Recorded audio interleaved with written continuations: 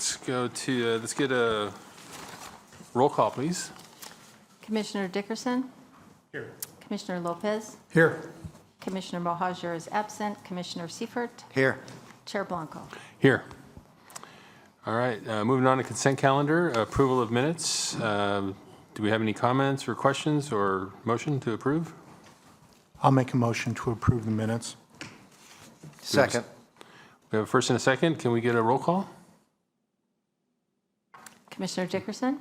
Here. Commissioners- Yes. Commissioner Seifert? Aye. Commissioner Lopez? Aye. Chair Blanco? Aye. All right, minutes are approved.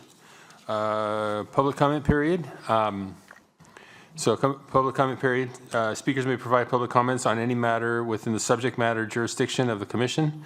Each speaker will be limited to 3 minutes, maximum of 15 minutes for public comment. These are for items that are not on today's agenda. I don't think I need to read the rest of it. I don't believe. Anyways, do we have any public comments on items that are not on the agenda? Nope, doesn't look like it. Okay, close the public comment period. And we'll move on to public hearing items. Item number 1 is 5A, Vandenberg Senior Apartments Plan Development Permit Amendment at location 1314 South Broadway. Chair, I have to recuse myself from this agenda item due to the proximity of my my home to the project. So give me a call when you get Great, done. thank you. Commissioner Dickerson, we'll call you back for the second item. Thank you. I guess before we move forward, do we have any ex parte communication on this item? Not on this item, Chair. No? No, okay, thank you.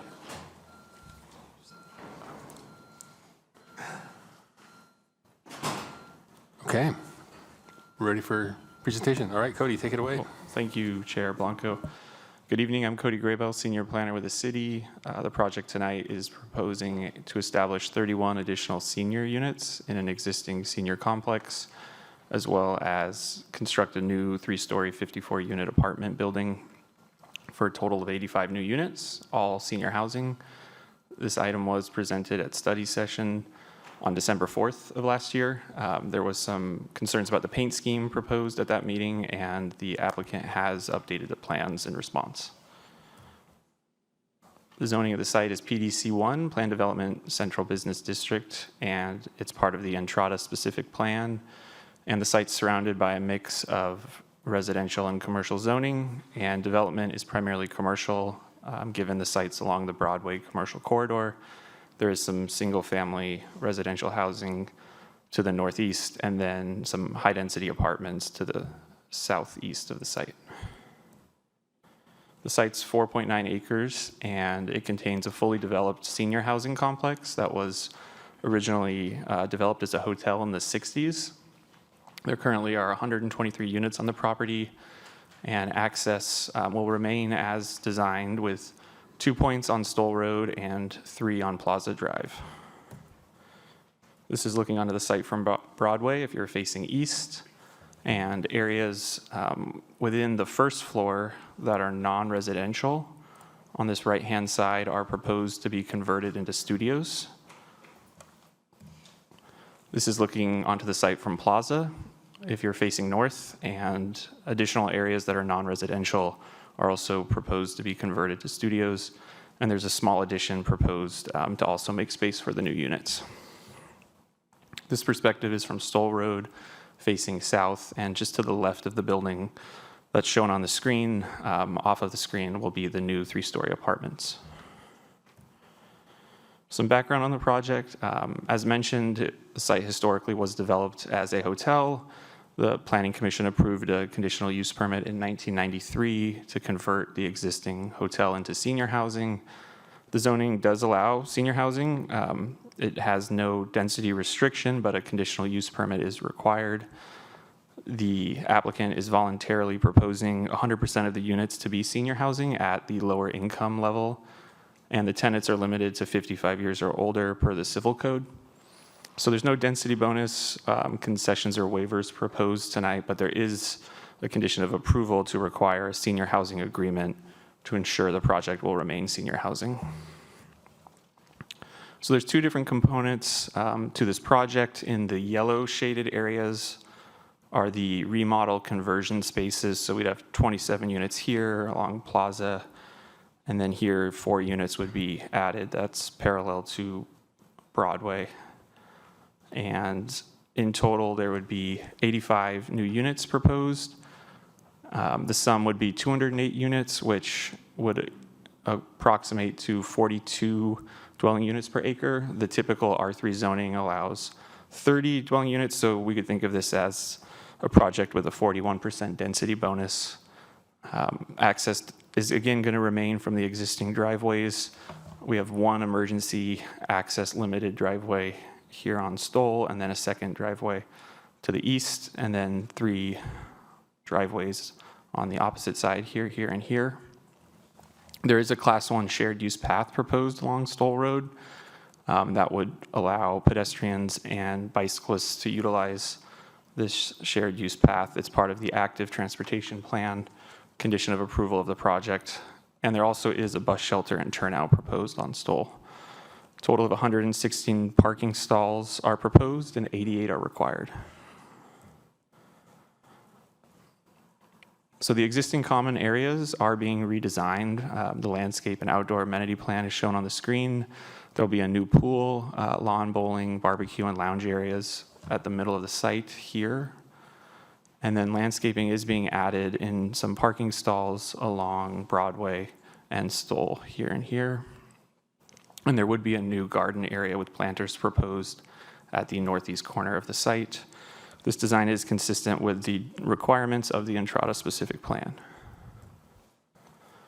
Here's the demolition plan, and it just shows the areas that are going to be repurposed within the building we looked at that's facing Broadway and Plaza. So north is up, and on this exhibit, we would have the 4 studio units shown here, and then 27 more adjacent to Plaza in these areas. Here are the 4 studios, and there is 1 office proposed just on the left. These are the remaining 26 studio units. There is one bedroom unit, unit 5, shown here. And then some indoor amenity spaces are proposed, including a rec room and a fitness room. There is a 2,000 square foot addition proposed along the eastern end of the building, just in this area here. And the units range in size from 370 to 490 square feet. So the paint scheme has been updated after receiving feedback at study session to remove the light blue accents on the tower element. So those have been replaced with an earth tone accent. The base color was also lightened to a white tone from a beige color. The building materials remain the same. They're stucco, block, and stone siding proposed. So this is the template we could think of that's going to serve for the design of all the other buildings on site. This top image is showing the north elevation that faces the interior of the existing senior complex, where some of the studio units would be established. And the areas on the left-hand side here are showing that 2,000 square foot addition. And then the bottom is the south elevation that would face Plaza Drive, and it includes the same consistent building materials with the overall complex. Here's a rendering from the intersection of Broadway and Stoll if you were facing southeast.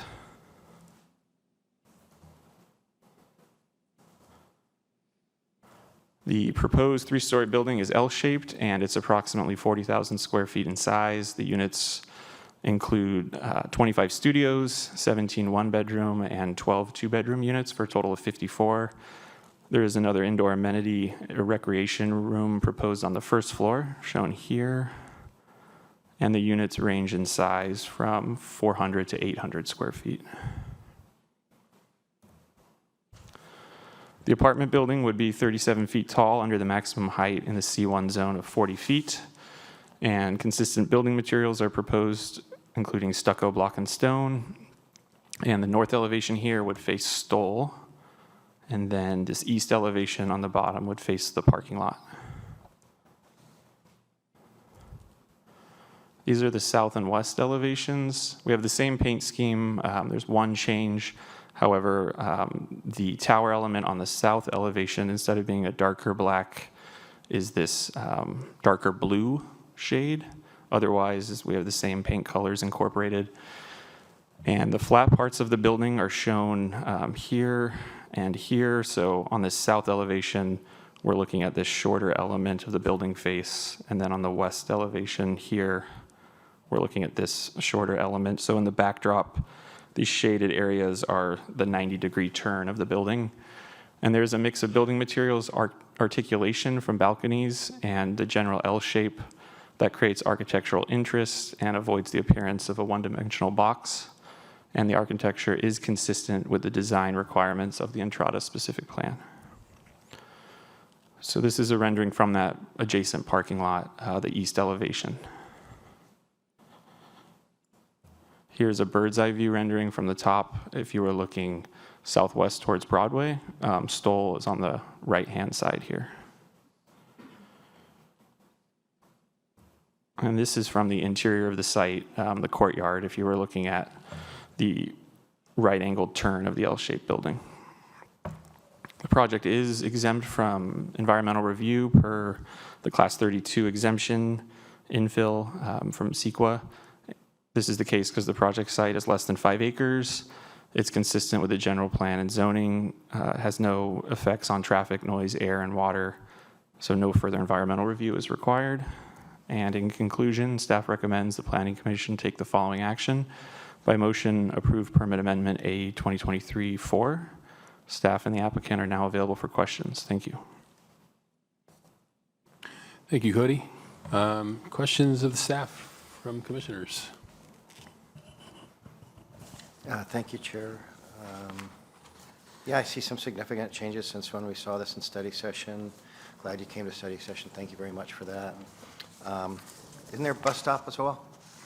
Are we making the applicant put in a bus stop? Yes, that's correct. Along Stoll, there's a turnout and a shelter. That's what I thought. And then on the Stoll side, is just the, and this might be for the applicant, I'm not sure, is just the new section going to be the new paint scheme? Is the old section going to be painted at all? Oh, it'll be painted all consistent. The whole thing consistent? Yes, sir. Okay, perfect. And for some reason, I had that tower element as round before on the top. Excuse me, we just need you to come to the podium so it can be captured. Thank you. Oh, yeah, thank you. Oh, thank you. Okay. Hi, my name is Michael Song. I'm the architect of this particular project. So the paint will be consistent throughout? Yes, Along it'll be Stoll as all well? repainted, the existing building along with the new construction. Is the tower element changing? Was it round before on the top? No, I believe it was kind of a square tower. So it was just not remains the round. same, just paint? Correct. Okay. That's all I have to ask. Thank you very much. Commissioner Lopez? Thank you, Mr. Chairman. I was looking at the existing building, the front elevation or the west elevation.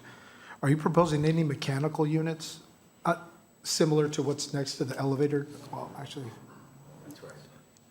Yeah, no new units. It's just really a fresh paint and just kind of refinishing the building as it's showing some age. okay, so there'll be no mechanical units. If they are, they'll be on the roof concealed? Correct, Okay. correct. And then how, is occupancy limited to the units? What do you mean by that? Is there an occupant count that you guys foresee for the studios, for the 1-bedroom, 2-bedroom, and 3-bedroom? I mean, I think in general, just from a renting perspective, I think the studio would be a single occupancy, and the 1 or 2-bedroom would be a double occupancy. But if you're talking about occupant load from a life safety standpoint? No. Okay. Yeah.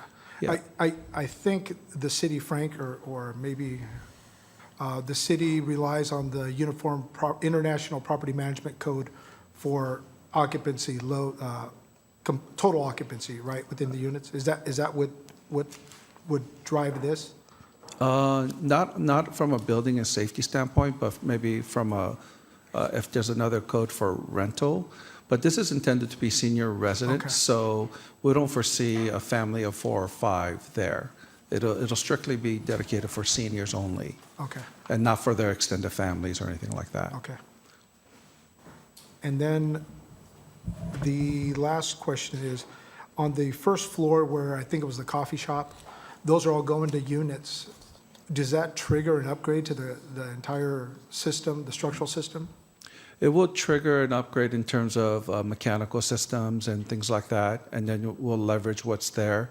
But structural system-wise, it shouldn't. It's a pretty sound building, and all the work inside is predominantly non-bearing in nature, at least on the existing where the cafe was.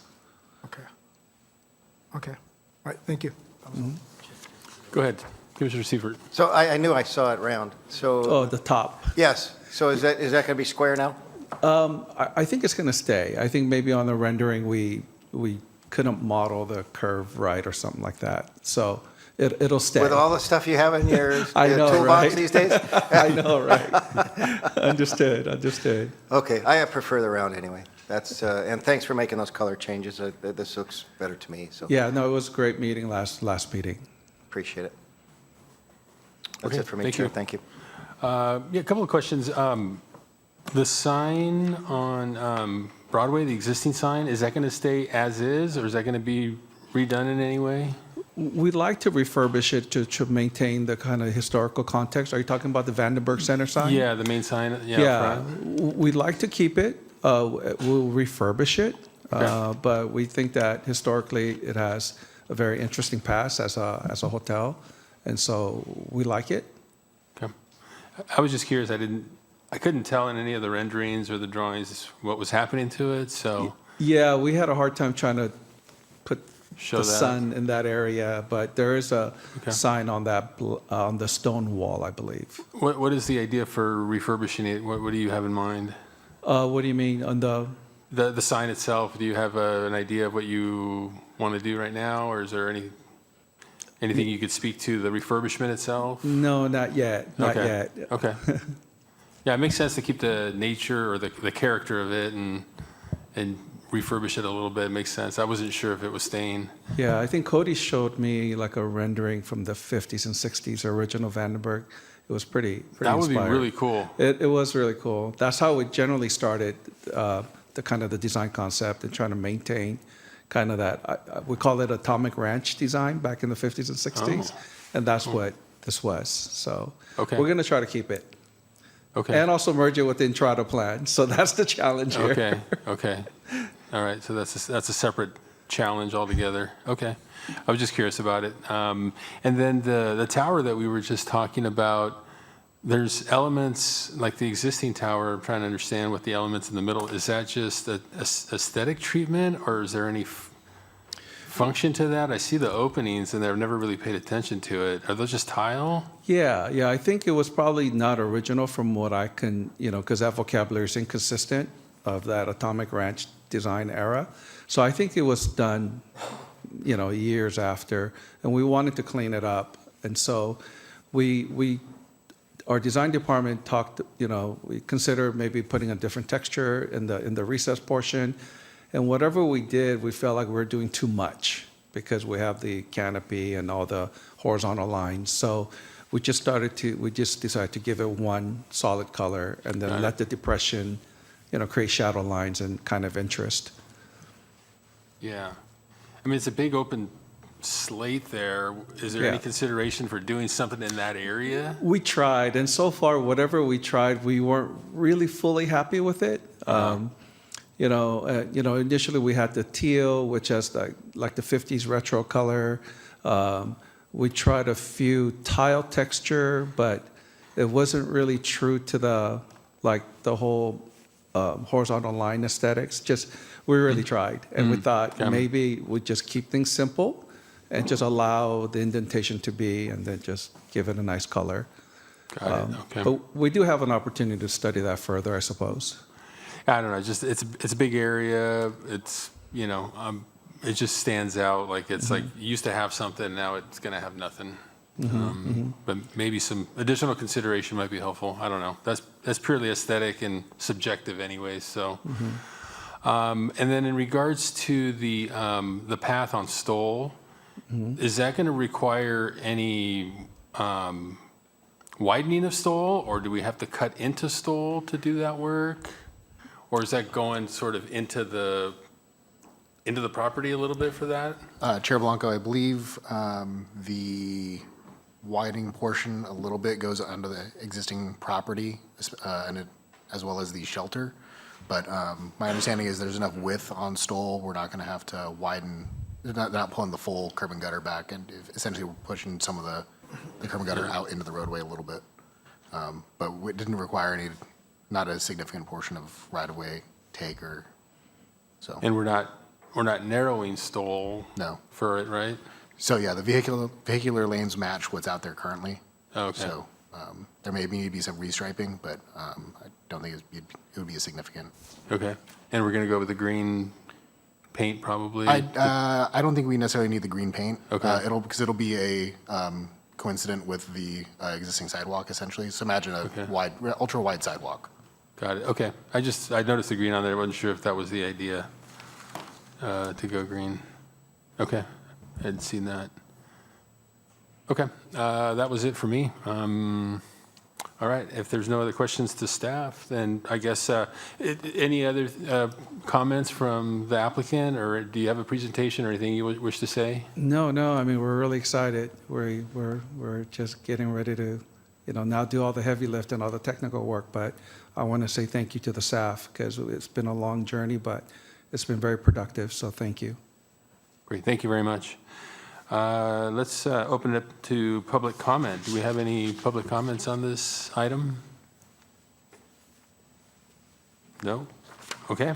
No public comments. I'll close the public comment and bring it back to the commission for any further discussion or motion.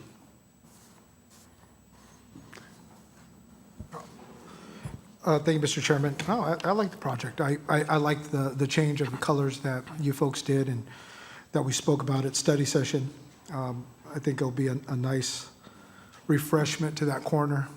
And I was concerned about the widening or narrowing of Stoll at that point. One of the things that I brought up at the study session was just trying to make a right northbound onto Broadway from Plaza can be a little tough. But I think Mark mentioned the city engineer's staff mentioned that wouldn't be a problem. So I like the project. I think that's something I could support and looking forward to it. Thank you. Commissioner Sievert. Thank you, Chair. Mark, just a quick question on the turnout. When the bus gets in the turnout, it does not impact traffic? Chair Seifert, no, it would not. It'd operate like any of our standard bus turnouts. So the bus completely leaves the through traffic. So you'd have 2 lanes of traffic heading eastbound on Stoll. Perfect, thank you.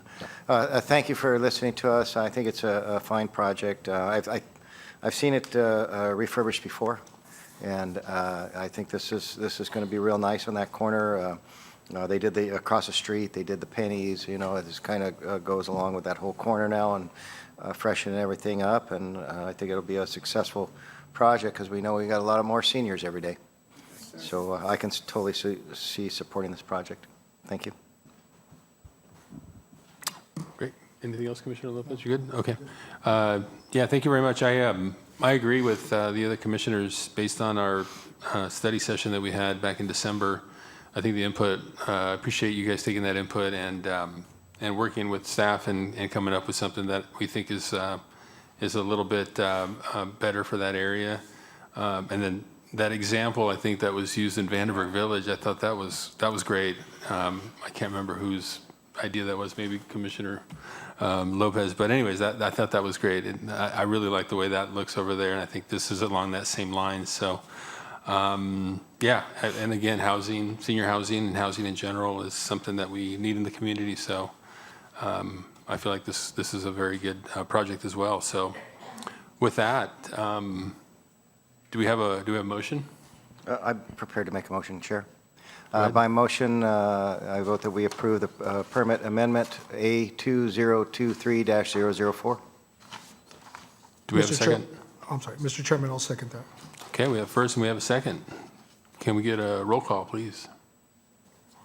Commissioner Seifert, Aye. Commissioner Lopez. Aye. Chair Blanco. Aye. Motion carries. Thank you very much. Good luck. Thank you. Thank you. Thank you very much.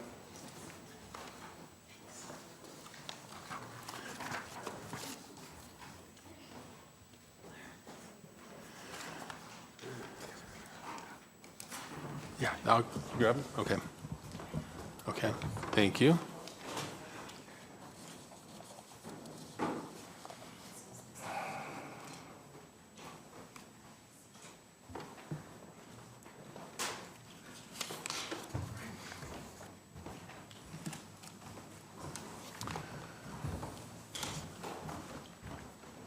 Okay.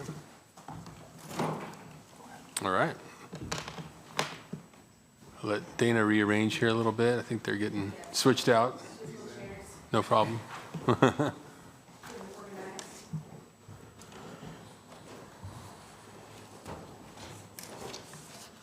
Okay, I think we're ready for 5B, and I think we have a recusal also for 5B. Commissioner Yes, Lopez? thank you, Mr. Chairman. I will recuse myself from this item as I am part owner of a property that will be affected by this general plan amendments update. So I will recuse myself, and I will see you guys tomorrow. Yep, tomorrow study session. Thank you, Commissioner Lopez. That's fine.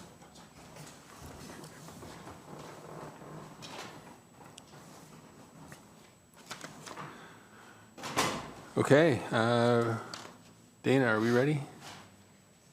Okay.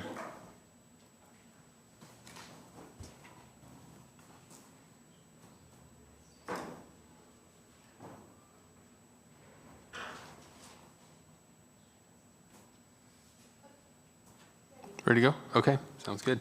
All right, item 5B. This is the City of Santa Maria, adoption of the Santa Maria 2045 general plan. Project location is citywide. And Dana, I believe you're presenting. Thank you. Thank you. Good evening, Commissioners. I'm Dana Eady, the Planning Division Manager. We have Frank Albro, Principal Planner, and our Director, Shannon Dow, here as well to help answer questions. We also have some additional city staff here from utilities and Rec and Parks and others to help answer questions. So I'll go ahead and get through the presentation, and then we're available to answer questions if you have any. So we're very excited to be bringing the final general plan to your commission tonight for a recommendation to City Council. This meeting comes after work that has been completed over the last 5 years on this project. And so the role of the general plan in city planning is essentially it includes a land use map that designates what's allowed and where it's allowed. It is a policy document that informs land use decisions, and then there's also an environmental impact report that is a program level document that evaluates impacts on existing and envisioned environment, but it's not project specific. As I mentioned, it's a programmatic document that can be utilized in the future for projects and potentially to tier off of for other projects. So this is where the general plan lies in the hierarchy of all of the documents and plans that we have in place. Essentially, it falls directly under the state statutes and regional plans. And then below that, we have all of our area plans, our many specific plans throughout the city that include development standards and plans for development in those very specific areas. Our municipal code or zoning code falls below those, as well as the subdivision ordinance. And then below that, we have our development review process, entitlements, and the construction permitting process as well. So the general plan guides development in the city, and it's a visioning document for the future. And so for this particular document, we have it going out to 2045 as the final year to use it. So this is just an overview of the development review process. Essentially, the applicant submits plans to us, and they need to be consistent with the applicable plans and zoning for the area. So if it's located in a specific plan, the project needs to meet those requirements. The plans are routed to our to all the city departments for review and compliance with all of our standards. And then there are some discretionary projects that go to hearings such as this, the Planning Commission or council or a zoning administrator. And ultimately, all of the decisions on these projects have to be made and supported by findings and also have to be consistent with the general plan. So this is a slide that goes over the full general plan update process. So there have been 5 phases in this process that your commission has been involved with pretty much every step of the way. We started with looking at existing conditions in the city. There were a number of existing conditions reports that were prepared to look at existing policies and reports and then identify issues and opportunities within Santa Maria. We had the listening and visioning stage. That was to develop a long-term vision for the city and developed guiding principles that would ultimately guide the policies and goals within the plan. There was the plan alternatives phase, and that's where we had essentially 3 different land use plans that were reviewed, and ultimately the preferred land use alternative was selected, and that was the hybrid alternative that includes some annexation and also additional infill development in the city. And then the most recent phase we just went through was the policy and plan development phase. And so that's where a number of policies were developed. We had a document that was released for public review and comment. We also drafted the EIR, submitted that for review and comment, and the draft general plan. So there was a lot of work that went into this prior phase. And now the most exciting phase is the review and adopt phase. And that's where we're here tonight. So this is just, again, to go over the items I just mentioned, but it explains, how long and shows you how long we've been working on this and how much has gone into it, starting from 2020 all the way now to 2026. Essentially, the reason 2022 is not mentioned, I did want to call that out, is because that's when we were doing our housing element. So the housing element for the 6th cycle was required to be updated. We have to do that every 8 years. And so that happened to fall into 2023. So from 2022 to 2023, a lot of work went into the housing element, and ultimately that was adopted in December of 2023. So now we're continuing to move forward, and the next step would be the city council for adoption after your commission has reviewed it. There has been quite a bit of community engagement over the last 5 years, and this is a summary of some of them. It doesn't even include everything that was completed, but it's a good summary of it. So there were 8 community workshops. We had a technical advisory committee that included many people from different backgrounds in Santa Maria. So we had development professionals, residents, stakeholders. Essentially, we had 13 of those meetings, and so throughout every phase of the project, we had a technical advisory committee meeting, explained the steps of the project, what we were reviewing, and took feedback from the committee, and then put those recommendations into the document and moved it forward.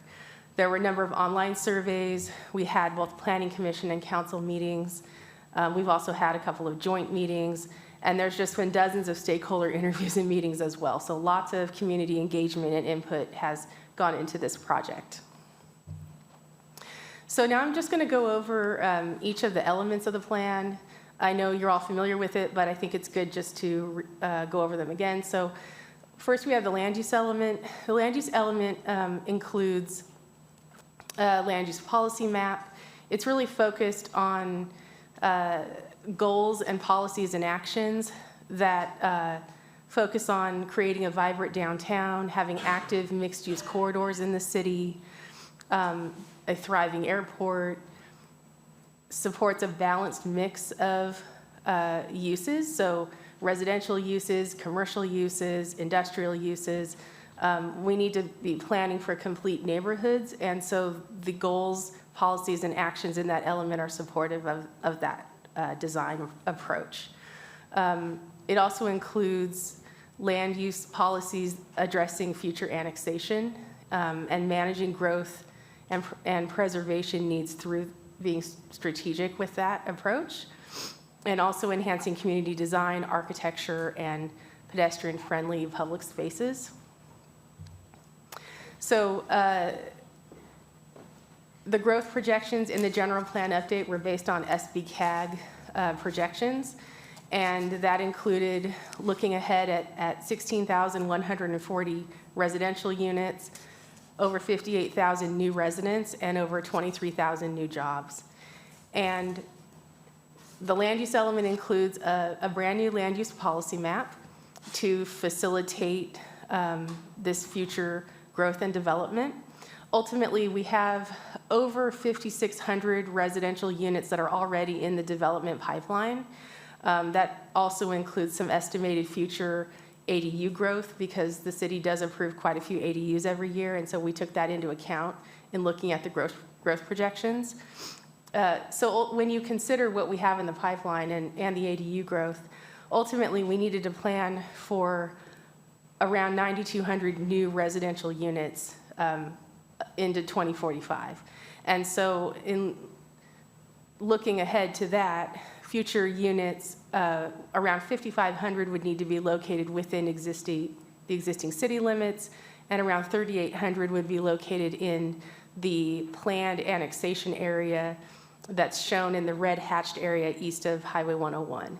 And that's just under 1,000 acres of land that this plan analyzed and included for future annexation applications to LAFCO, as well as a sphere of influence boundary change, because that area is also not within the city's current sphere of influence. So I did want to include this. It's a summary of the land use policy map changes that were made in order to facilitate this future growth. So essentially, we have two new land use designations, the Main Street mixed use and the Broadway mixed use. Those allow for a higher density mixed use type of development or redevelopment along Main Street and Broadway. It's 35 dwelling units per acre, and those are for areas outside of the downtown specific plan. There also the high density residential, it's HDR 22, is being increased now up to 30 dwelling units per acre. So now that'll say HDR 30. We also have an area that is within Area 9 that is currently designated as commercial professional office, and that area is being redesignated to single-family residential. There is a future school site that is located on North Broadway south of Presker Road, potentially that could be used for a future high school. So the land use designation of that site was changed to public facilities or community facilities designation for that. I have mentioned the planned annexation area, so that's 985 acres east of Highway 101 that, if annexed into the city, could again support just under 4,000 residential units and additional commercial, industrial, and open space and parks uses there.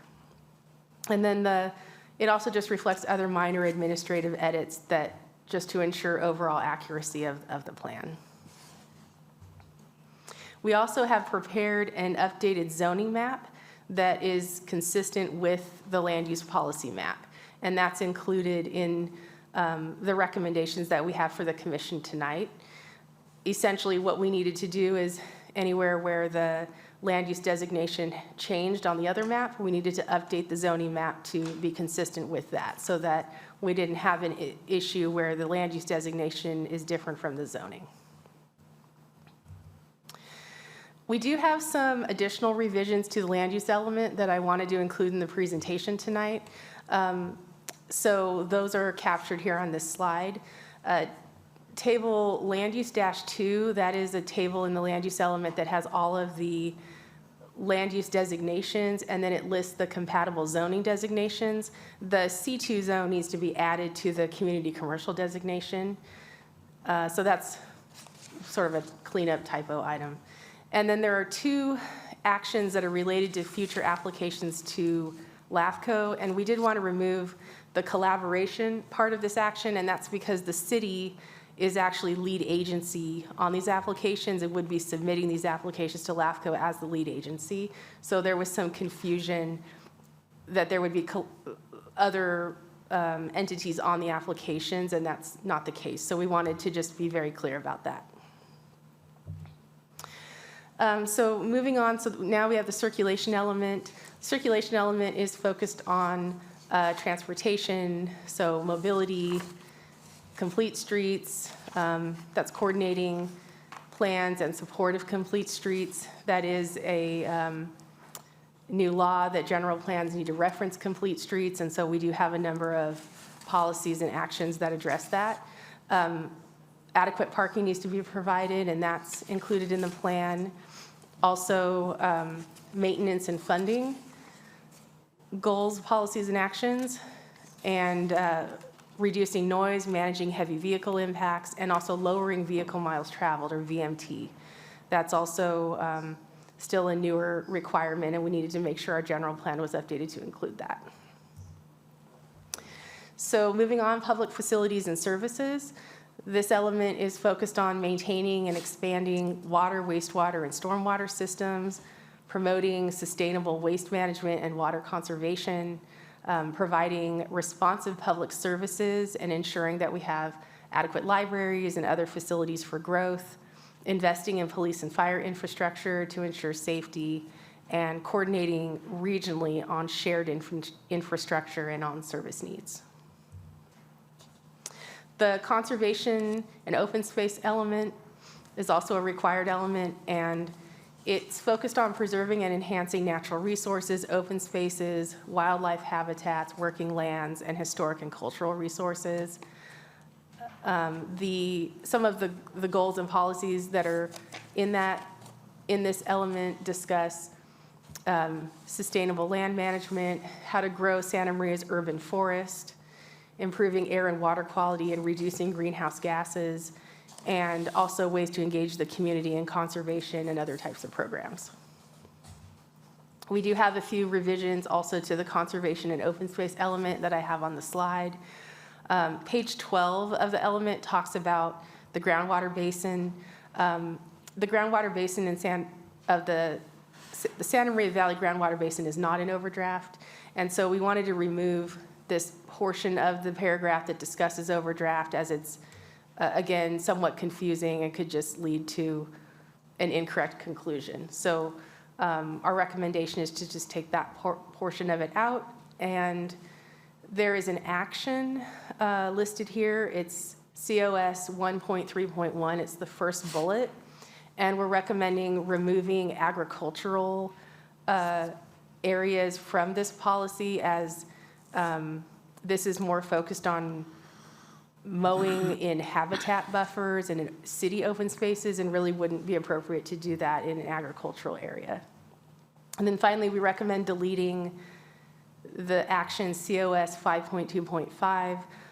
That discusses including green walls or vegetation barriers between agriculture and sensitive uses. There's an action that's directly above this one that is 5.2.4 that fully addresses the requirement for developing an ag buffer type of ordinance, and it's not necessarily appropriate to be putting vegetative areas directly next to agriculture, because that could introduce types of plants or pests and things like that into those areas that we don't want to have there. So our recommendation is just to remove 5.2.5 and just rely on the prior action for any kind of ag buffers. So moving on, so the rec and parks element, that is focusing on expanding and upgrading parks, facilities, and trail networks, and offering inclusive, culturally diverse programs with targeted outreach in multiple languages. monitoring needs and investing equitably in underserved areas, and also the maintaining the existing parks facilities and promoting other items like sustainable landscaping and cost-effective practices and things like that. So really focused on rec and parks. This is not a required element. This is actually one of the elements that we have that is specific for Santa Maria, because we do have quite a few parks in the city, and felt like it was a great idea to have an element that's just focused on that, that topic. So health and environmental justice, this is an element that is new and it is required per Senate Bill 1000. So all jurisdictions are now updating their general plans to include a health and environmental justice element for the most part. It's focusing on reducing environmental health risks and expanding access to safe, sanitary, and affordable housing. There's a component of this element that discusses disadvantaged communities, or DACs. And so a number of the goals, policies, and actions are directly related to addressing these types of needs in the disadvantaged communities in our city. So it discusses how to improve access to healthy food, active transportation, public facilities, and healthcare, and advancing equitable community-driven engagement. So through providing interpretation services and just making sure that meetings are available for all who want to attend. And then we also have an economic development element. This is not a required element per state law, but it is an element that Santa Maria has historically had and we wanted to continue to have, as it's very important. The goals, policies, and actions focus on aligning workforce development with target industries through education, training, and partnerships, and ways to support business attraction, retention, and expansion with infrastructure and different types of land use strategies. Also fostering public and private partnerships and promoting tourism. There are a number of land use or a number of policies that directly address tourism for the area, placemaking, and branding as well, that is all rooted in Santa Maria's identity. The noise element is focused on noise, and primarily it's focused on how to protect sensitive uses, such as residential uses, hospitals, schools, from adjacent noise, whether it's temporary noise from construction activities or roadway noise. It's very important to cite noise generating uses appropriately, and this element has goals and policies addressing that. It also includes ways to mitigate transportation-related noise and construction noise regulations, and minimizing ground-borne vibration impacts, and ways to protect sensitive land uses, as I mentioned earlier. And then we also have the required safety element. It's focused on reducing seismic, geologic, fire, flood, and hazardous materials risks, expanding emergency response capacity, improving emergency access and evacuation routes, and addressing airport hazards as well through land use compatibility planning, and building climate resilience as well. So there's quite a few new policies in the safety element. The evacuation routes is a newer state requirement, as well as the climate resilience types of policies. So I did want to go over the general plan public review process. The draft general plan was circulated for public review. It was released for public review from August 14th of 2025 to September 28th, 2025. We received quite a few comments, and all of the comments were reviewed and considered. And the final general plan includes markup and clean versions for comparison between the draft and the final documents. And those are on the Imagine Santa Maria website, which is the project website. The final general plan does represent the input of hundreds of Santa Maria residents, business owners, local organizations, community stakeholders, your commission, the city council, and developers that have been gathered over the course of 6 years since this effort was initiated. So we've done our best to address what we can from the input that we've received, and we think the plan looks good and are excited to be moving it forward. This is just a list of all the public comments that were received on the general plan. You can see we've had, letters from Caltrans, local developers, land use consultants, so from many different areas. And then I didn't list all of these because there's too many, but we received hundreds of comments on our feedback forms. So when the document was released for public review, we provided a link to where you could go onto the website and just type in any comment that you would like and send that to us. And so we have a table of all of those as well that were reviewed. We also completed the program environmental impact report that was also circulated at the same time for 45 days from August 14th to September 28th of last year. Again, all of the comments that we received, the city staff reviewed them, and the EIR consultant, Rincon Consultants, also reviewed all of those and provided responses in a separate response to comment section of the EIR. The EIR includes mitigation measures that would reduce some impacts to less than significant. Those mitigation measures would apply to future projects or developments who would utilize or tier off of this particular EIR for CEQA. So not necessarily all projects are going to be subject to the mitigation measures. It would really be any development project, like I said, that wants to use this EIR for the review. And there's many ministerial or over-the-counter types of permits that these would not apply to. And state law also comes into play here as well. There's many state laws that require projects to be exempt from CEQA. There were some impact areas where mitigation was not enough to reduce the impact to less than significant. So we do have some class 1 impacts that are remaining, and that's to agricultural resources, and that's resulting from the planned annexation area, which would, if annexed, would then convert that area from ag uses into future urban uses. Air quality and greenhouse gas emissions, noise and transportation and traffic. And those areas, it's really a result of the amount of future plan development that this EIR considered, which is the growth projections that I discussed earlier in the presentation. So we included a statement of overriding considerations for your review, and the statement of overriding considerations explains how the benefits of adopting the general plan can override the class 1 unavoidable impacts to the project. And I did want to include this. This is a list of the public comments that we received on the draft EIR. And again, all of these are included in the response to comment section and have been addressed by the EIR consultant and reviewed by staff. We do have one change to a mitigation measure that I wanted to bring up here.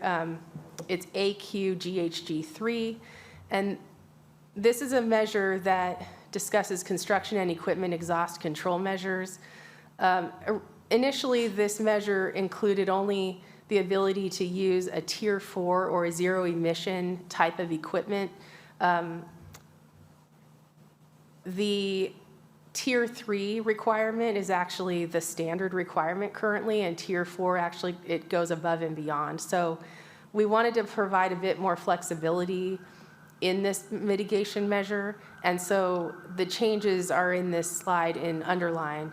But essentially, it's a Tier 3 is what's required, but then if it's available on a project-by-project basis, the use of Tier 4 may also be utilized. So we just wanted to make sure that that was clear, that Tier 3 would also be okay.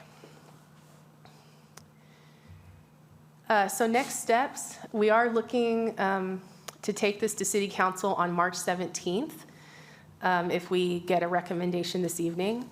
And then following that, there's quite a bit of additional work to do.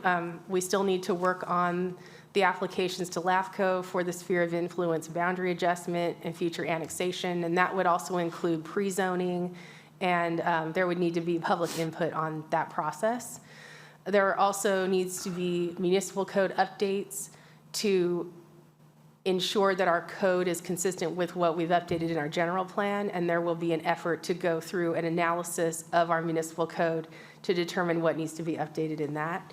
And then there also needs to be specific plans for annexation areas that are completed, and that would be working with existing property owners on those. So I have the recommendations up here for you tonight, and there are 3 separate resolutions, and the first one is to adopt a resolution to certify the final EIR. The second one is it's recommending that the council certify the final EIR. The second resolution is to recommend that the city council adopt the 2045 general plan, and that's replacing the existing adopted plan, and that includes the revisions that I mentioned in the presentation this evening. And then the third resolution is to recommend that the city council adopt a resolution to approve the zoning map amendment to repeal and reenact the official zoning map so that the map is consistent with the land use policy map. So that concludes my presentation, and we're here to answer questions. So thank you. Great. Thank you, Dana. Any ex parte communication that we should disclose? Yes, Chair. I've spoken with Lori Tamar, Urban Planning Concepts, Mike Scott, RW Scott Construction. None for me. Okay. None for me either, thank you. Okay, with that, any questions for staff? Go ahead. No, you start. It's fine. Nobody wants to go? Any questions? Yeah. Commissioner Dickerson, go ahead. We've gotten some recent, some newer things from UPC, Dignity Health, growers, shippers, et cetera. Have those been addressed in what we've seen as part of the presentations here? Chair Blanco, Commissioner Dickerson, some of them have, but I would defer to them in their public comment to, I think, discuss further. And it was something I meant to mention is we did receive, I think, 4 comment letters, and those were provided to you. I think you have copies of those up there currently. But yeah, we did review them. Some of them we received today, but I was able to go through them, review them, and there were a few changes made. But ultimately, we feel that the plan is looking really good as it is. It's had a lot of public comment as well. And I think our director wants to add a little bit. I think important to note as well, and some of the items that were requested to be changed, we have circulated an EIR, we have circulated this public information. So there are some elements of that we cannot simply change as staff at this stage. In addition, there are some of those that are fundamental policy changes of the city that are actually part of the municipal code. And so that would not necessarily be part of a general plan update process. That would have to be a separate thing. So the people who are requesting those can certainly comment on those and ask for that of the Planning Commission and of the council, but that's not something staff can unilaterally alter. Okay, thank you. Do I have the numbers more or less correct? So we've got about 5,600. We're going to need about, what was the number, 9,269. 9,269. I think you probably have thought about that number quite a bit. And then we've got about, 5,600 that are currently in the pipeline? Yes, so it's around 5,600 in the pipeline. Let me bring that slide up, actually. Thank you.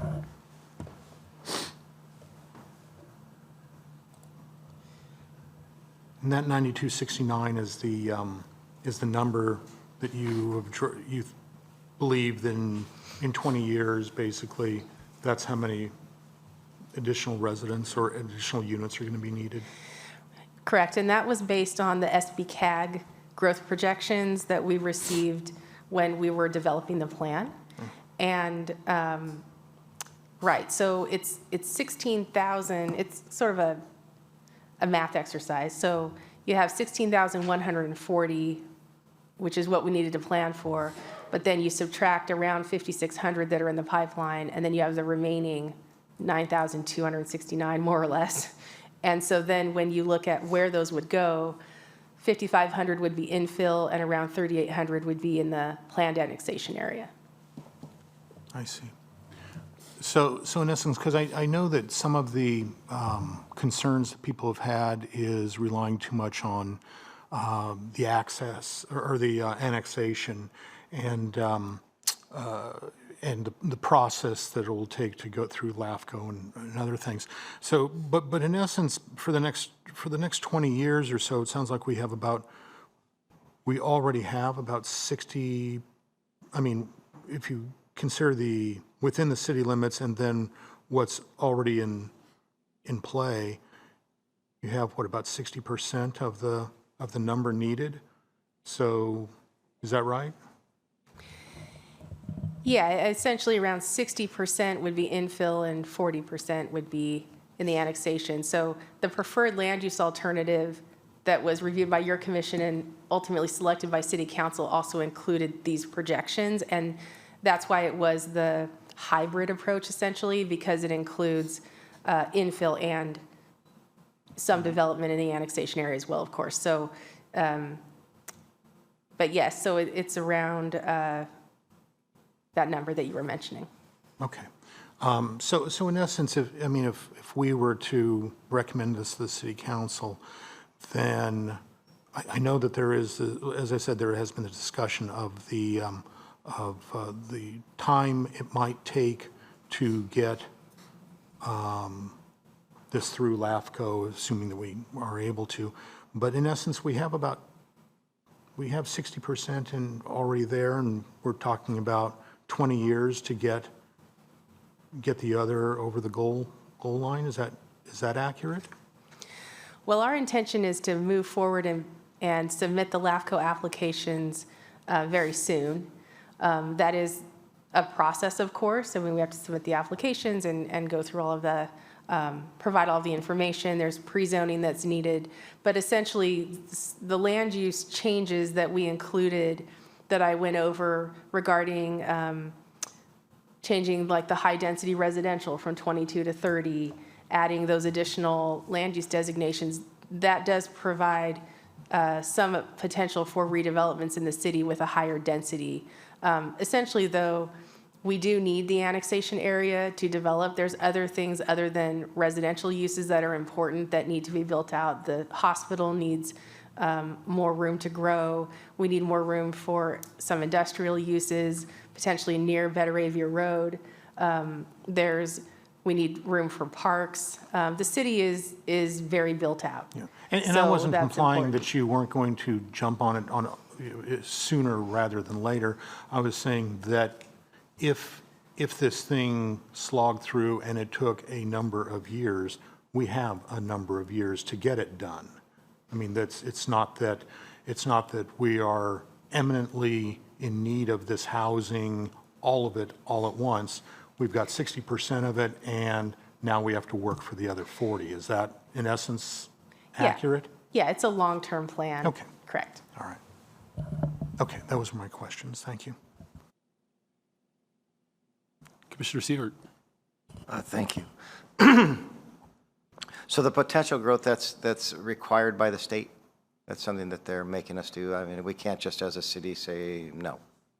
So this is something that we're forced into doing, and we're forced into going through this process, annexation, redoing the infill on the properties on the inside of town. And this is all something that the city is being forced to do legally through because of the state legislation. Correct? Commissioner Seifert, so the plan takes into account 3 RHNA cycles. So that has to do with the housing element. So there's the regional housing needs allocation that we every 8 years have to plan for. So when we developed the growth projections in this plan, we looked ahead and said, okay, from 2020 to 2045, that's about 3 of the RHNA cycles. And so we did an estimate as to how many units the state is probably going to require us to plan for in the city. And so that part of it did go into planning to the preferred land use alternative. And that was also when we identified that, you know what, we need to look outside of the city to grow, because we have to plan for all of this additional growth that we're going to receive as part of that RENA process. So it's forced, and there is penalties, stiff penalties mandated by the state if we don't hit those RENA numbers? Well, we have to plan for it, and essentially, right now, there's not a requirement that you have to build all of it. We actually do really well meeting some levels of our RENA. Essentially, is it the very low or low? Low and moderate. Yeah, our low and moderate, we get very close to meeting that. It's our above moderate and our very low that we have some issues meeting. So part of the process in developing this plan was to think about areas where maybe larger single-family homes could be developed that might meet the above moderate requirement, or items like that. So there is the ability to do infill, as I mentioned, and then there's the ability to grow outside the city limits if we can do that. And then I noticed that the map here with the infill and the new development on the land use policy map, that little pink corner, we got a map that was distributed to us the other day that showed that all developed out. Is that part of this, or what are we looking at there, the DiBernardi Guja property? Right, so the DiBernardis and Gujas have been, they own the property that's on this map, kind of in the north. It's the northeast, kind of almost a triangular section there. And they are currently working on putting a plan together, and my understanding is they're going to be submitting a pre-application to the city. But I believe they're here tonight, and they could probably comment on that if you had any questions. That can't be included in approvals tonight, because that's a separate review, and it would be the pre-zoning of that still needs to go through full city review, and there needs to be a public process for that. But my understanding is they submitted the letter just to have it in the record that they are working on a future plan for the area there.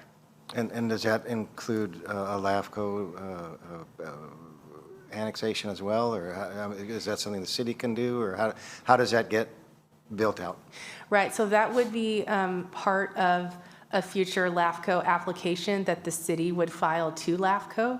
And within that application, it also needs to be a sphere of influence boundary adjustment as well. So there's two separate actions to allow that area to become part of the city limits. There needs to be a sphere of influence boundary adjustment, and then there needs to be an annexation as well. The more planned the area is, with planned infrastructure and pre-zoning, that's very important in the applications that are submitted to LAFCO, especially for the annexation application. There's a list of requirements in the application, and one of them is pre-zoning and any specific plans or planning that's been done in the area. So this property owner is interested in doing that process in the future and has already started to work on that. Thank you. I think that's it for me for right now. Thank you very much. Okay, great. Thank you. I don't really have any specific questions, other than I think some of my questions were already covered by the other commissioners. Getting these letters today, I did have initially some questions about maybe how we've addressed them, but I think that was clarified by Director Chenin and also you, Dana, so I appreciate that. Yeah, I don't really have any additional questions at the moment. I think the numerous meetings we've had and study sessions certainly have helped clarify a lot of things, so thank you. So with that, I think we're ready to, is there any, well, there's no applicants, so there's no presentation by applicant. I'll go ahead and open it up to public comment then. We do have 3 speaker slips, so in no particular order, we'll start with Ken Huff.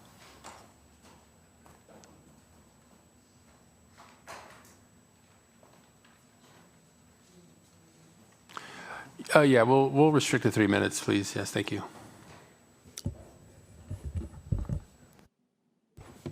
Thank you. Thank you, Chair Blanco and Commissioners. I'm Ken Huff, staff for Santa Barbara County Action Network, and congratulations to the city for reaching this point after 6 years. Am I the only one hearing the echo, or am I? You sound okay to me. It's all right, okay. Yeah, 6 years of hard work and a lot of outreach to the community. I wanted to reference page 6 of the staff report. It describes the land use policy map and zoning map amendments. SBCAN strongly supports several of the underlying principles listed there. The Main Street and Broadway mixed use, allowing for higher densities there. Increase of high-density residential from 22 to 30 units per acre. Single-family residential in Area 9.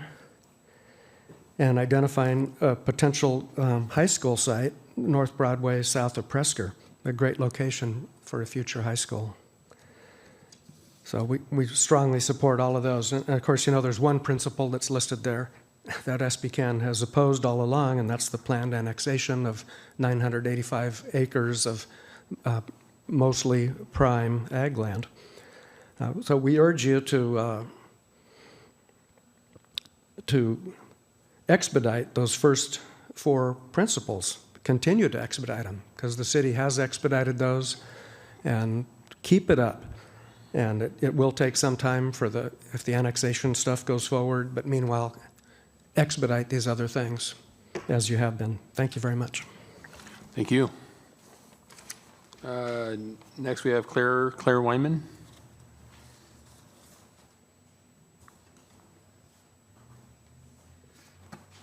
Good evening, Chair Blanco and Planning Commissioners. Thank you for the opportunity to comment and review on the final draft general plan and EIR. We appreciate the opportunity to actively participate in this update for many years and appreciate the responses to some of our previous comments and the positive policies that will result in win-win outcomes, including some of the additional changes that we saw here tonight. There are a few issues that are still in need of adequate resolution and several new items of concern that emerged in the latest draft. And to clarify what was included in our letter, we did look at the track changes version, and those are still remaining issues. In the limited time that was available to review the documents, we've identified several key themes and submitted, as I mentioned, detailed comments for those, but just wanted to highlight those key themes. The first is reducing predictable land use conflicts by not inducing residential and sensitive uses into industrial places of work and recognizing the cumulative impacts of annexations to agricultural resources. The next is the importance of east-west transportation corridors to drive economic opportunity for the city, businesses, and residents.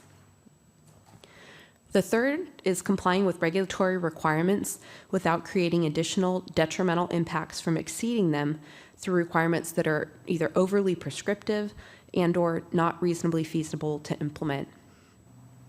Next is protecting food safety and biosecurity for fresh produce by appropriate vegetative and pest management and appropriate placement of recreational opportunities. I wanted to mention, again, we put these comments together quickly, but would like to ask follow-up questions on the traffic standards and levels of service. They are much more specific than some of the other components, so just wanted to ask about that and our follow-up comments.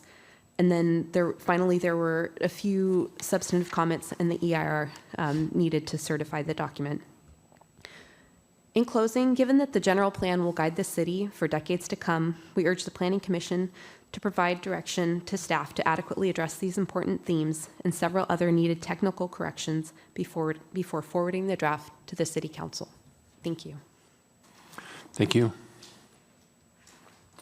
Next is Lori Tamura. Lori?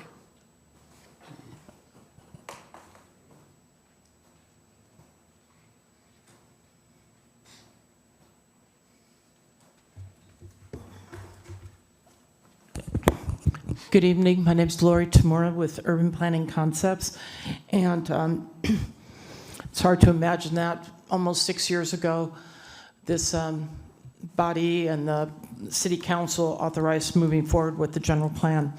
And here we are today. I actually went back into my notes, and I think I've put in probably about 12 to 1,500 hours on this process, attending multiple meetings, responding to comments, documents. And that was because I believe in the Santa Maria, and I believe in the future of Santa Maria. And I'm going to put my all in on this process. I provided a long series of comments in February when the first version of the full general plan came out. There was responses done to that. The August to September document, Dana, I don't know if she ever counted how many comments I had on that version. And then we had from September until last Thursday afternoon. And the final version was released Thursday afternoon. I worked all weekend. I worked on Monday, Tuesday, trying to go through about 6 inches of documents to see what changes were done and how they responded to the comments. I provided an 8-page letter of the items that were not addressed or decided not to be addressed. And then I provided some slides on the things that I think are the most critical. I would not like to call them poison pills, but for future developers, I think they are. So Dana, I don't know if we have time to go through some of these, but I would like particularly to focus on one of the policies that is, can I keep going? You can go a little bit more. Yeah, no problem. The policies that talk about complete streets. Complete streets are a vision, and the city doesn't really have design standards for complete streets, but to apply them to private developments and internal projects like Bellicrest or Lavinia or the Blosser Ranch projects would mean that you'd put more infrastructure in roads than you would on the housing side of it, because of how wide the roads have to be to put the bike trails and the sidewalks and everything in. Bellicrest is a really special project. It's under construction right now. Lavinia is the same way. Very special projects, but they're not complete streets. And so I don't think any of the policies that talk about complete streets should be tied to private roads. Just take it out. Complete streets on public roads, that's a different story, and I believe that we can work with Public Works on those standards. But when you have a homeowners association and all of that, you don't want the complete streets within those projects. The other thing that I think is really important to take care of is the park ratio. 5 acres per thousand is aspirational, but it's unachievable. And to require that for this city when we're at a $25 million bank budget bust, and to think that by the time this project, this whole development is happening, you're talking about 800 acres, 160,000 people times 5, that equals 800 acres. And right now we have 250. You can't make it happen. You might as well just annex all of the land that you've identified on the other side of the freeway and make it a park, because that's the land you're talking about. The correct ratio is 2.5 per thousand. That's what the city has done for the last 40 years, is about 2.5 acres per thousand. And that's achievable. So I think that definitely, your planning commission can make a recommendation to the city council to consider changing that policy. And that's really important. One thing that I would recommend is that in your land use section that you remove all of the reference to floor area ratio, because we're densifying the downtown. When you say it's 0.5 floor area ratio, that's a luxury. We're talking about the Vernon's property that's 6 stories on a quarter of an acre, and you're talking about the Cook Street project. The floor area ratio should be eliminated, and most cities are getting rid of them because they don't match what the housing laws and what the mixed use laws are talking about now. So I don't want to see a situation where we have things in here that are unachievable. Lori, do you mind wrapping up? Sorry, we've gone quite a bit over the 3 minutes. I'll give you another minute or so. Sure, I'll just have one more if you don't mind. Yeah, I that's fine. believe, I do think all of the policies that talk about coordinating with the County of Santa Barbara are probably not achievable at this point, and we should be driving what the city wants and submitting that to LAFCO and submitting that to the county, but not collaborating with them when we're putting our applications together. We already know that that's not working in other situations. And then finally, I do believe that the provisions that Claire Wyman and the growers and shippers have provided are relevant and should be considered because that's where our attention is, protecting agriculture, while at the same time allowing for some growth. And we need to rectify that before we just rubber stamp this plan. I would ask that this be continued. Okay, thank you. And allow one more round of discussion with the staff and the applicants. Okay, thank you, Lori. Thank you. Okay, I think that's all we have for public comment, unless there's an additional one. Okay, we can take another one here.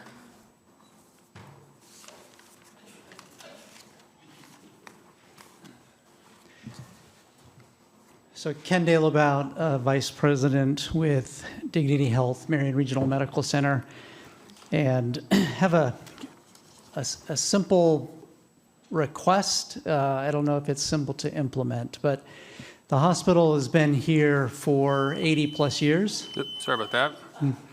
We're on the previous timer. Sorry. We'll I'll speak reset about that. something different if you want. No. So the hospital's been here 80 plus years, and we'd love to serve this community for another 80. To do that in the plan, the hospital itself is already out of space, or we can fill the space that we have. And so to think futuristic, we would love to now designate area for future healthcare facility expansion. The area that seems most logical would be the proposed annex space at Main and Sway. It's close to the current medical campus, and having a medical campus that is close together creates all kinds of synergies that we would love to maintain, to promote, and not have 2 campuses in the city of Santa Maria. So the request is, if possible, if part of the proposed annex could be designated for medical facilities now or as soon as possible, that would be helpful for future planning. Thank you. Thank you. Okay. I believe that's everybody. So with that, I'll go ahead and close the public hearing and bring it back to the commission for any additional questions or comments or motions. Commissioner Seifert? Thank you, Chair. And I'd just like to thank everybody for the participation and the heartfelt, everything that everybody really feels strongly about this. It shows a lot for our community, Santa Maria, and what we want to see going forward. And we all have a little bit different idea of that, but all in all, we all care very deeply about how this goes. And my kids don't live here, but they might someday. I don't know. I've got a few years left here, but there's some, you know, the younger people are really going to have the opportunity to see this plan implemented. We're talking about a 40-year plan. So I really appreciate all the work that's been done to this point, and I think it's very, very important that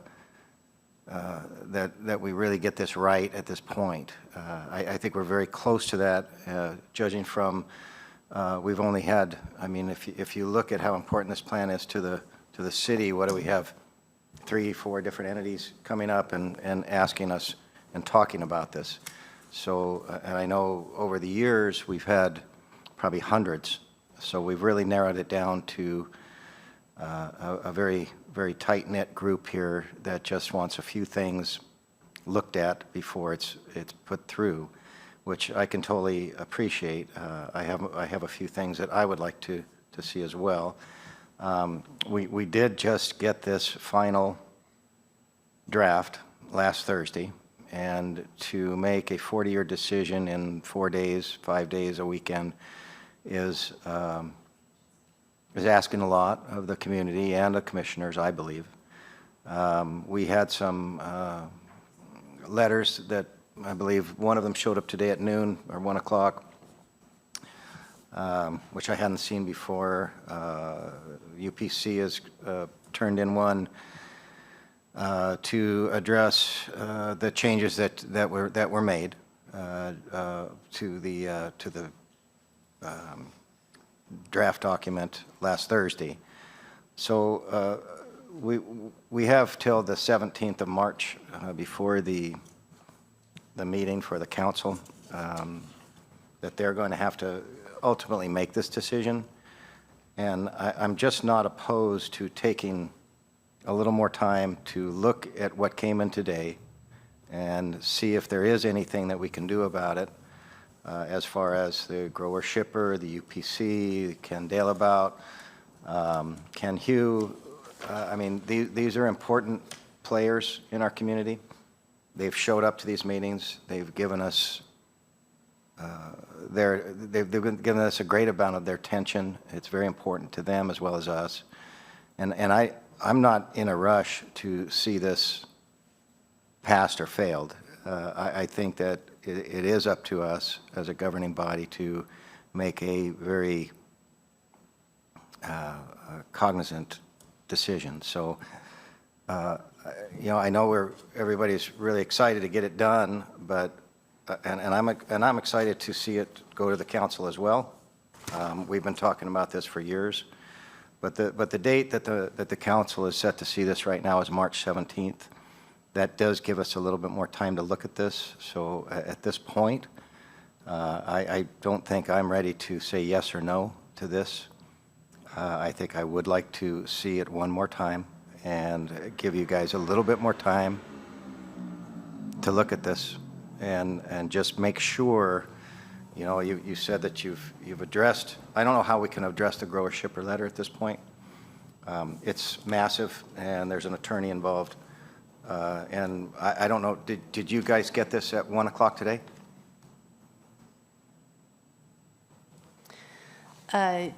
Chair Blanco and Commissioner Seifert, yes, we received it today. A number of the items in the letter are items, though, that we have reviewed previously. They're not all new items. I didn't get a chance to respond to some of the public comment, but there were a couple of clarifications that I did want to make. Is that okay if I Sure, go ahead and absolutely. do that? Yeah. Okay, thank you. I did want to mention the FAR requirement, the floor area ratio requirement, needs to be in the plan because the government code or the California state law requires that a land use element include the building intensity for certain zones. That FAR requirement does not apply to the downtown specific plan area, so those projects that were mentioned would not be affected by the FAR. It's just the areas that are outside of the plan, the specific plan areas. But the land use element does need to include both dwelling units per acre and some sort of method to quantify intensity of development on commercial and industrial zones. And so that's why the FAR is in there. And then I think that was the main thing I wanted to clarify. But as far as getting back to the letter, yes, we received it today. I was able to go through it. If you have specific questions about items in the letter, we can go through those and talk about those. But yes, we did get it today. Great, thank you, Dana. Did you want to add something? Is there additional clarification, Shannon? Yes, there were a Okay. couple of items that lean back into my first comment about things that are bigger than an immediate general plan discussion. And I think the parks ratio is one that has come up throughout the comments. That is something that is codified currently as the 5 acres per thousand. It's something staff has talked extensively internally about across several departments. And staff certainly supports maintaining that visionary goal over the long term.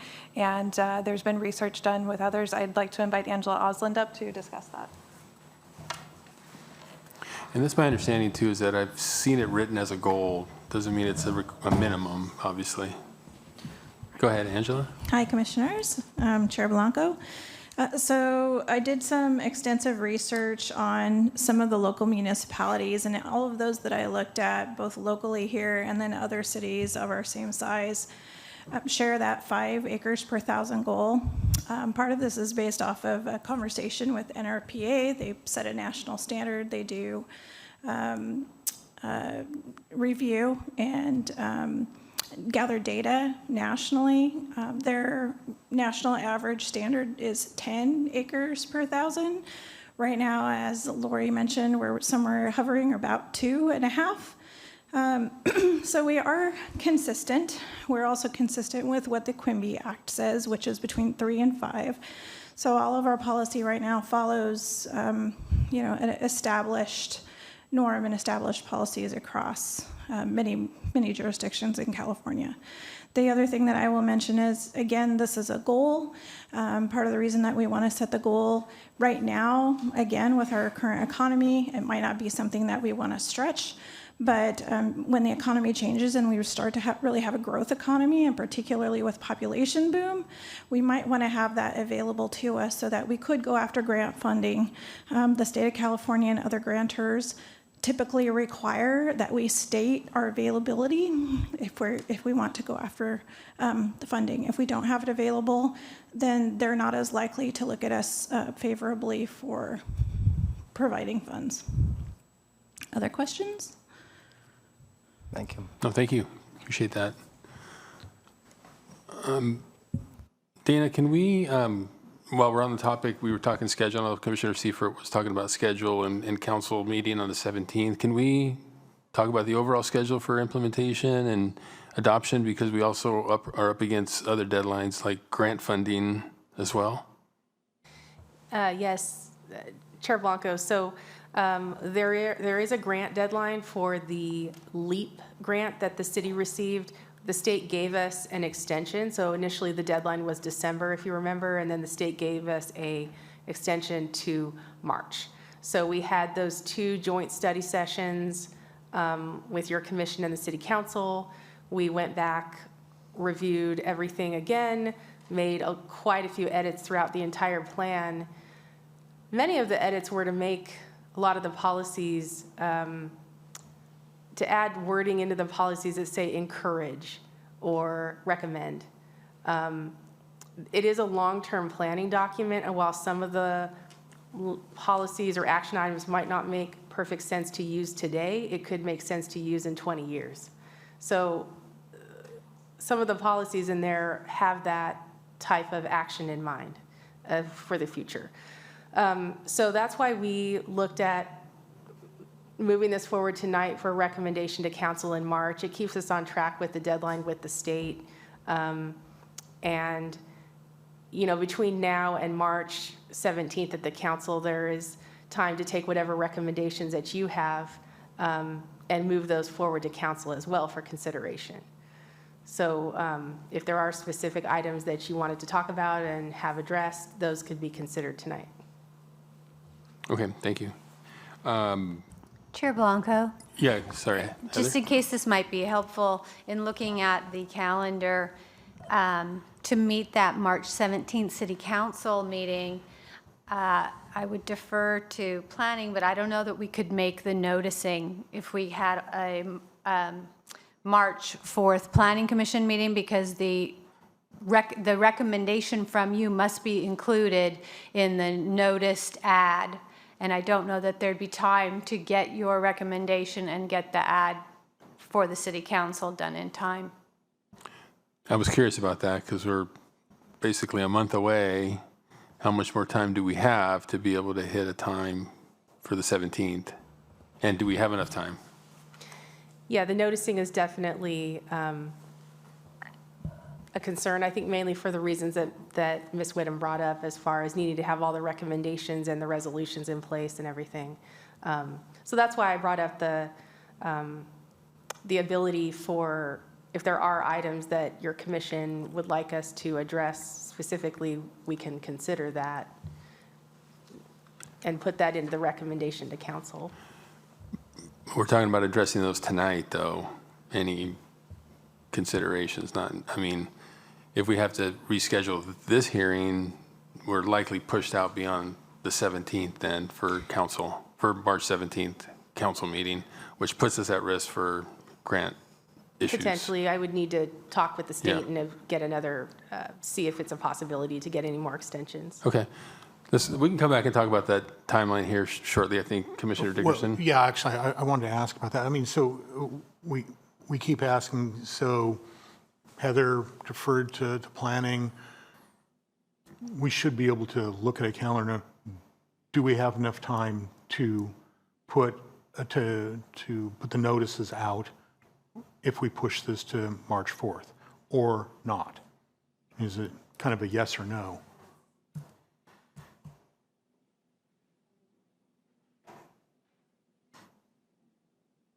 Yeah. Well, we need to work with the city clerk's office. Typically, it's a 10-day notice. So So we would have about a day to make sure all that's Yeah. prepared and done. And this is a crucial project for the city, so that's whether the commission has as well. Okay, so if it were the druthers of this body, we could push it to March 4th, giving you one day to put it in for the noticing, but then giving you the time that Commissioner Seifert is looking for going through the various things one last time. But basically, that would be a hard deadline for us. We either thumb up or thumb down the thing on March 4th, is that right? We don't really have any more time. We're backed into a corner at that point. Yes, we would recommend that a decision be made at that time. Absolutely. Okay. That was my question. Go ahead. Okay. Well, let's, Commissioner Dickerson, go ahead and if you had comments or. Sure. First of all, I want to mirror Commissioner Seifert's appreciation for the community as a whole and those last diehard holdouts that are peppered throughout the audience here. I don't want to, I'm going to single someone out, but I'm not going to name names, but I always get a little frustrated and irritated by letters that come in hours before the meeting. It's just, everyone has had the stuff out there, and it's just kind of crappy to do to staff, it's crappy to do to us. So anyway, I just want to say I don't appreciate it, and I've said that numerous times on past projects and past things. And everyone always has their reasons why they do that, but ultimately they're giving everybody, minutes, hours to go over what, in the case I'm talking about, was quite extensive. So for me, since we, and I know it's tight, but since we have the time, and Commissioner Seifert would like to see one last go at a number of these things, I would support his thoughts of pushing this to March 4th. Now, there's a caveat with that, and that's that I really think that when staff is looking at things, this is it. This is it. This is the stuff. Because we could be here for the next 1,000 years as everyone, mere minutes before the meeting, comes up with, oh, but I thought of this, and oh, but I thought of that. So address the stuff that's in these things that have been submitted, and some things you'll accept, some things you won't. That's fine. We'll hash through it. But the last thing I want to see is another set of voluminous communications with yet another grouping of but what about this is, it could go on forever. And I do get it, and I know it's frustrating, and I'm sorry that we're putting you to that thing, but we kind of didn't put you to these things, these letters put these in the things, and I get it, and we have to address them in some fashion. But there were quite a few things in here, and some of the stuff, probably a majority of the stuff, you've already looked at and addressed because they've been concerns in the past. But I could certainly see taking a look at these things one last time, and specifically really taking a look at any new topics that have been brought up. Because if it's all old stuff that someone's just beating the drum about yet again, you've done it, you've hashed through it, and at that point it comes back to us, and we go, okay, they had made a decision and they stuck to it, and they had their reasons, and we can decide whether we want to or not. But that's my general sense of the thing. Yeah, go ahead, Commissioner Sievert. Thank you, Robert, Commissioner Dickerson. And I too am not and have stated many times, I am not fond of letters that come in at 1 o'clock in the afternoon on the day of the hearing. But because in this case, they've had so little time to review the final draft. It came out Thursday. I can, in this one instance, is why I'm leaning towards taking a little bit closer look at those letters. Generally, I dismiss them. I say if you didn't have time to put it in before, we've all been working hard at it. You've waited to the last minute, and I don't agree with that either. And I would concur that this is it.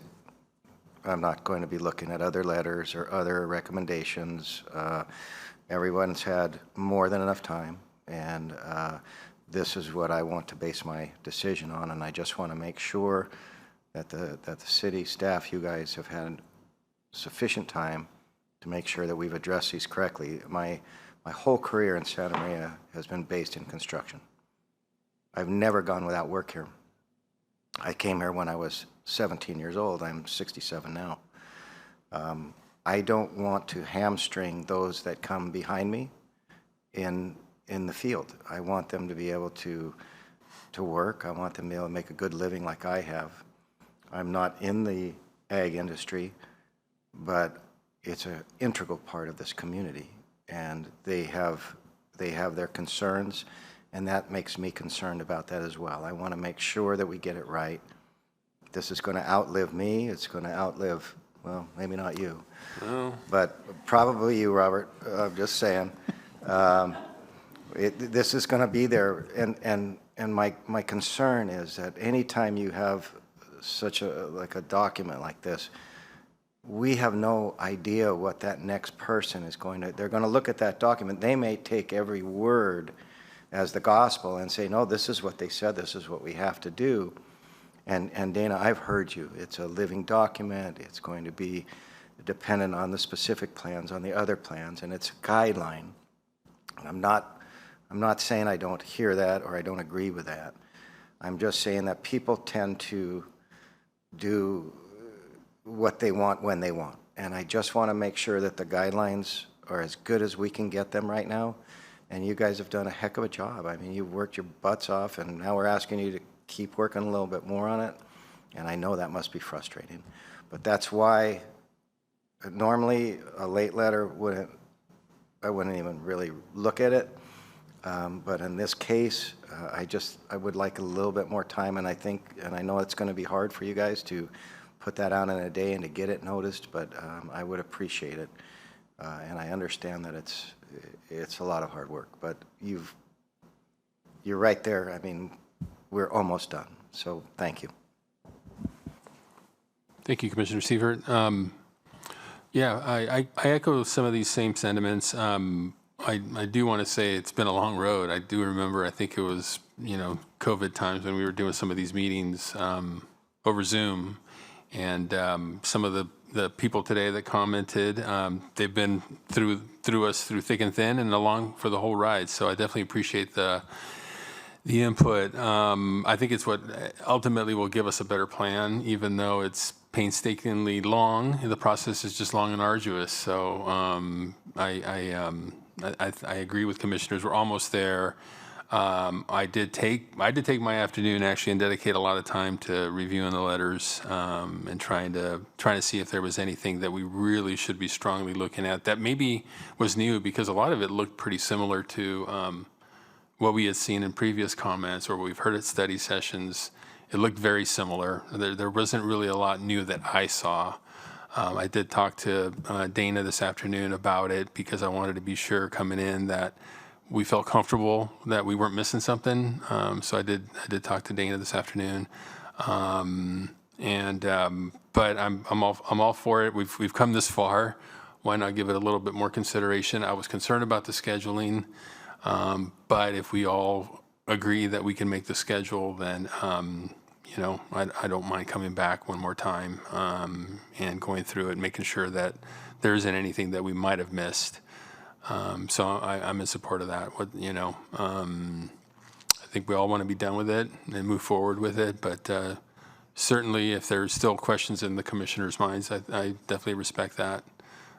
So I would support a continuation as well. So with that, I'll open the floor to a motion. Hold on, Or any additional comments? Yeah, just one second. So assuming that we're going to move forward with a continuation, I don't think we need the whole presentation again. Just focus on the new things and quite specifically focus on the new things.